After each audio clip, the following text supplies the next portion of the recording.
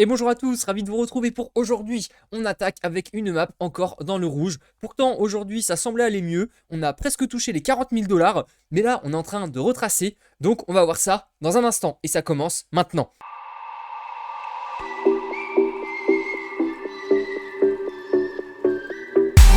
On attaque donc en journalier avec le Bitcoin. On voit qu'on est en train de corriger sévèrement. Aujourd'hui, on avait réussi à revenir toucher les 40 000, presque 41 000 $. On pensait qu'on était sorti, qu'on avait sorti la tête de l'eau, tout simplement. Et là, au final, on est en train de recorriger et de revenir chercher bientôt la zone de support autour des 37 500 $.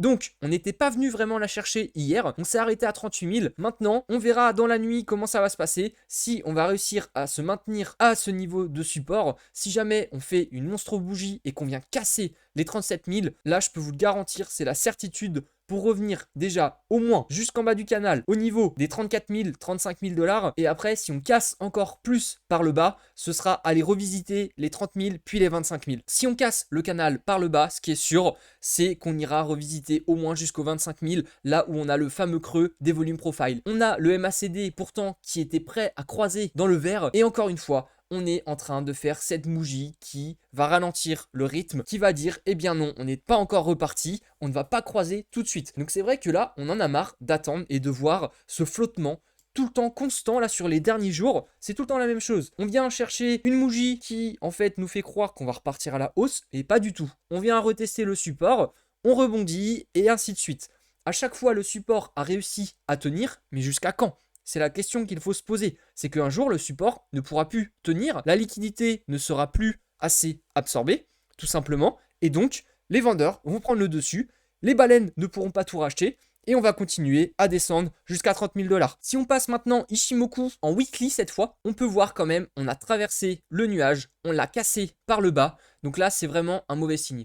Historiquement quand même, je vous le rappelle, quand on avait cassé le nuage par le bas, c'était signe justement que nous étions bien avancé dans le bear market et que ce n'était pas encore terminé. Donc il est fort probable que l'on revienne dans ces niveaux à 35, 30 puis 25 000 si jamais on continue à baisser comme ça. Pourtant les volumes avaient repris un peu de hausse ces derniers jours. On avait eu un peu plus de volume que précédemment. Je vais vous le passer en daily, ce sera plus simple. Donc voilà, notamment il y a 2 jours, on avait fait une belle bougie dans le vert avec des volumes plus conséquents. Maintenant, là, malheureusement, c'est des volumes à la baisse. Donc c'est pas vraiment ce qu'on attendait et ce qu'on voulait parce que on aurait aimé que ça continue de monter, évidemment. Qui veut espérer que ça descende? Maintenant, moi je vous le dis très clairement, j'ai envie qu'on atteigne enfin ce fameux point le plus bas à 25 000. Comme ça, on n'en parle plus et on peut repartir la tête haute et remonter. Ne vous précipitez pas. Dès qu'il y aura une baisse, ne commencez pas à DCA tout de suite. En fait, très simplement, il faut attendre le point bas et la consolidation. C'est-à-dire que là, si on fait une mèche, je vous donne un exemple dans le cas où on va casser cette ligne et ce fameux support autour des 37 500. Dans le cas où on vient retester l'ancien support, à ce moment-là, dans le range, bien sûr, on parle dans le range, à ce moment-là, peut-être qu'on peut appliquer un DCA. Maintenant, ce DCA peut aussi être vendu aussi vite qu'il a été acheté, tout simplement parce que si on vient casser ce range qu'on a depuis un long moment maintenant, quand même, depuis mars 2021, dans lequel on est rentré, eh bien, il faudra mettre un ordre de vente un peu en dessous de ce range.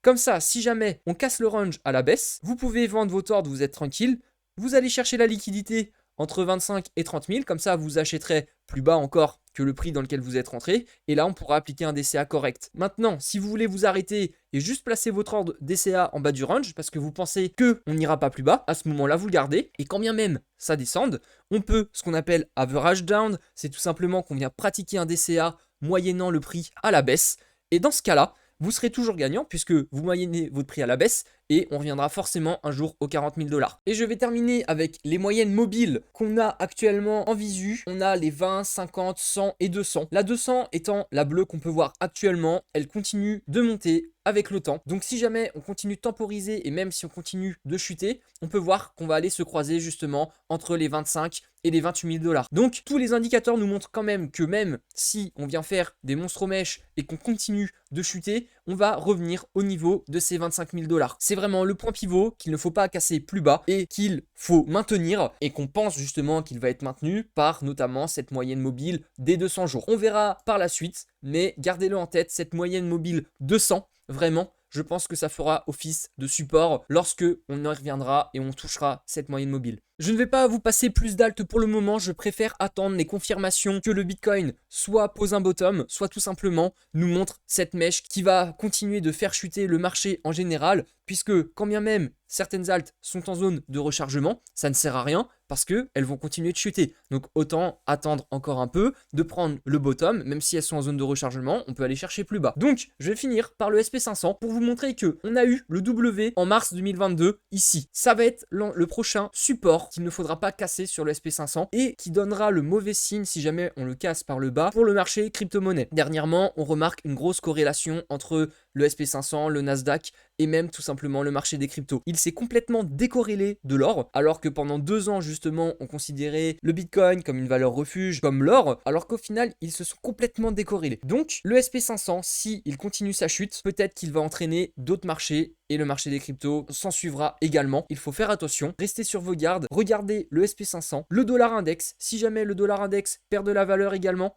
je vais vous le passer comme ça vous verrez mieux. S'il perd de la valeur, à ce moment-là, le Bitcoin pourra commencer également à se retourner. On est en train de monter encore et toujours et on ne s'arrête pas. Donc faites attention, restez sur vos gardes, restez prudents. Dans les prochains jours, ça risque de bouger très fortement. Il risque d'y avoir pas mal de volatilité, donc ne mettez pas forcément d'ordre, restez sur vos gardes, faites attention, préservez-vous et je vous dis ciao ciao.